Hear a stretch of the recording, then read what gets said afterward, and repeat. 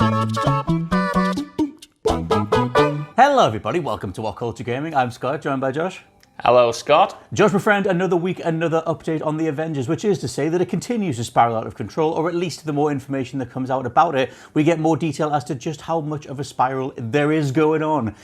Turns out the latest stuff, as reported by IGN, is that the Avengers game made by Square Enix and Crystal Dynamics has yet to actually make its development costs back, which is usually the bare minimum that you would expect from even a failing game would be able to at least, recoup its dev costs. Sadly not though. So we had a statement from Yosuke Matsuda, Square Enix's company president, who said sales of Marvel's Avengers were lower than we expected, and they were unable to completely offset the game's development costs.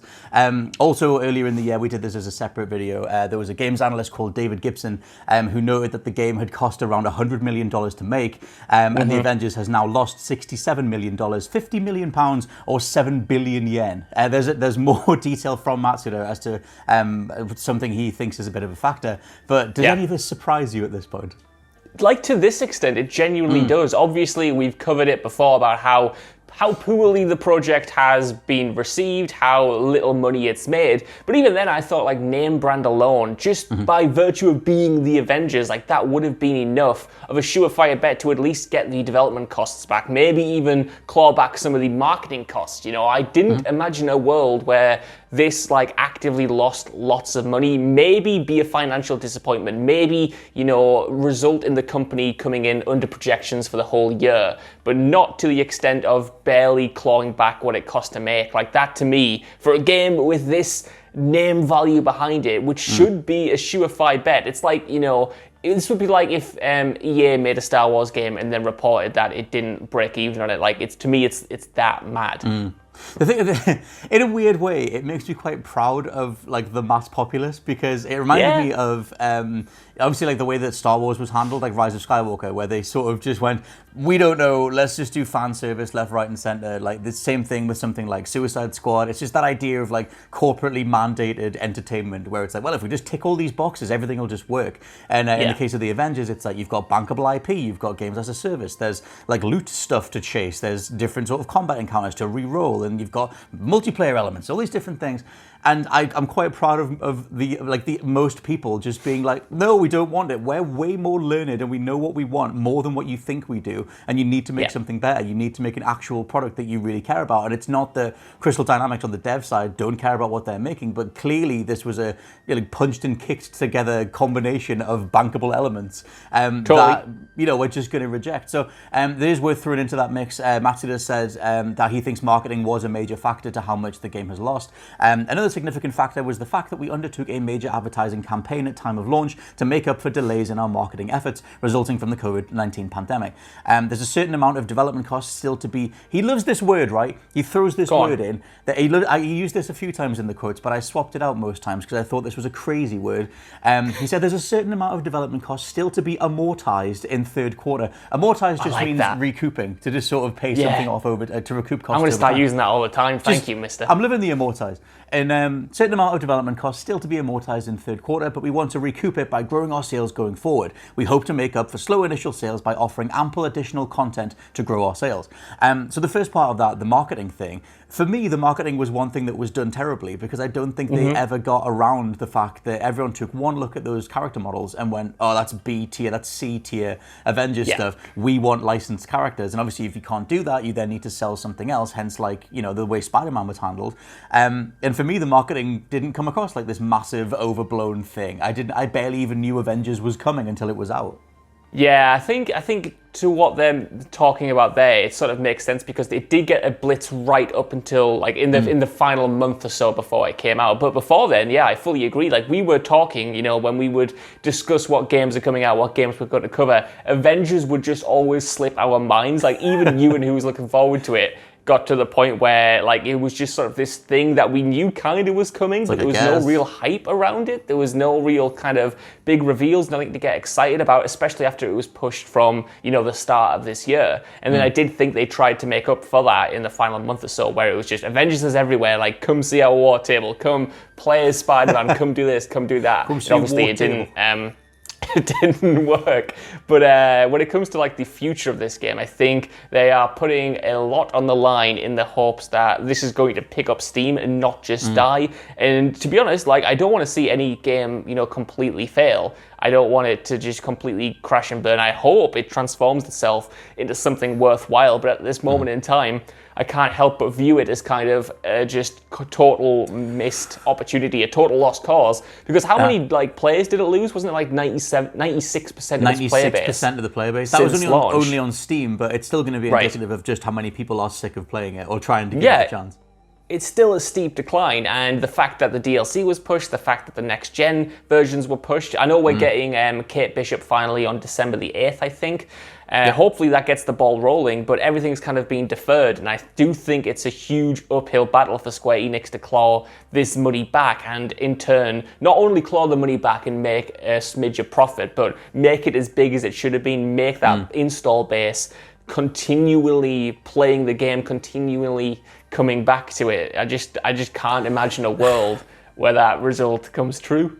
No, it's strange hanging a lot of the... It's not like they're doing like a big return push thing. I mean, like they've kind of missed their window to do like a like you said, like a upgraded 4K, Ultra HD, whatever, PS5, Xbox Series version of the game. They could have nailed that, but I guess like on the dev side, it feels like they're kind of putting fires out in regards to they've still got a litany of bugs. They've got a whole bunch of fan requests into how repetitive a lot of the missions are. And there's the tachyon raids that need to be sorted out.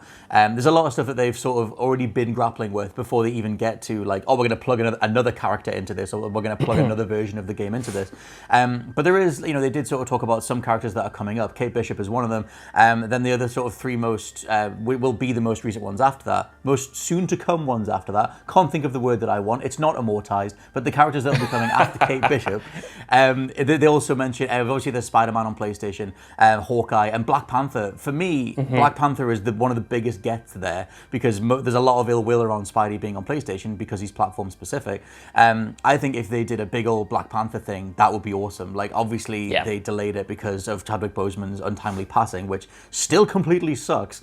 But I think that there would be a way to sort of get a lot of goodwill around the character and around, the feeling of being immersed in that lore. Like, Black Panther is awesome. I think if they did something with that, you might as well be able to bring it back around that way.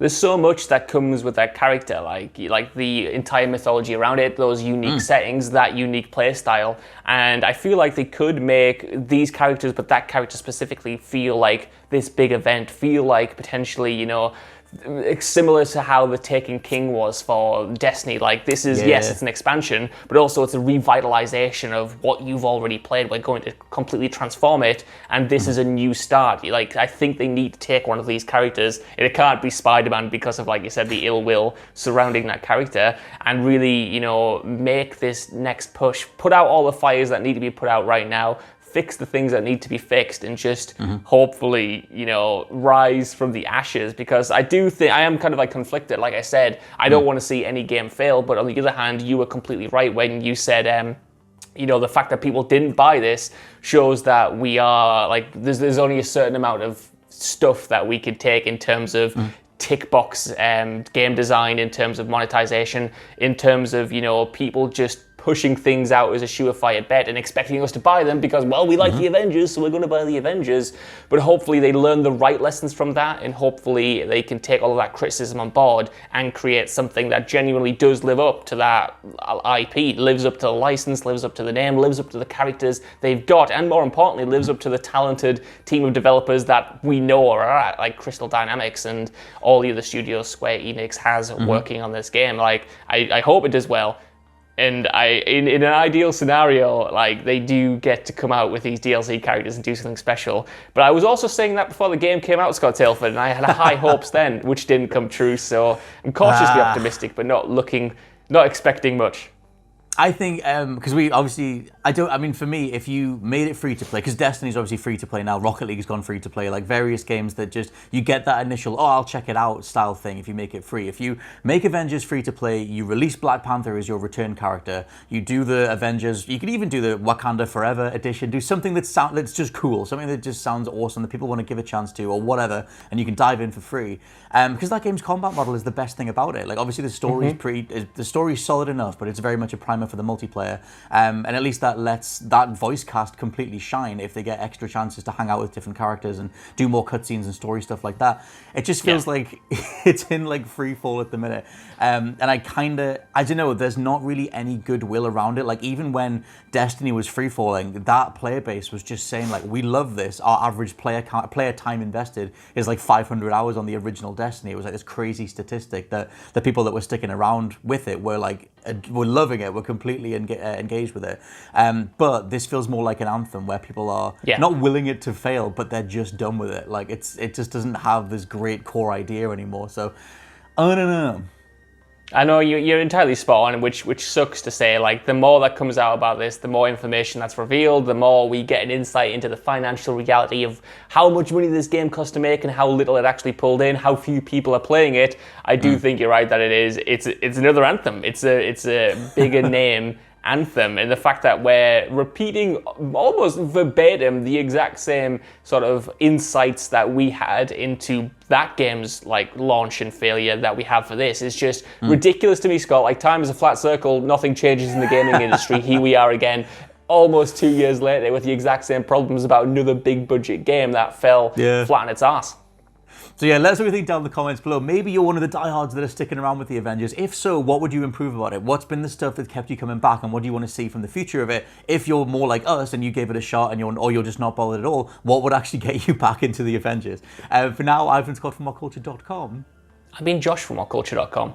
And we'll catch you next time. Bye. Bye.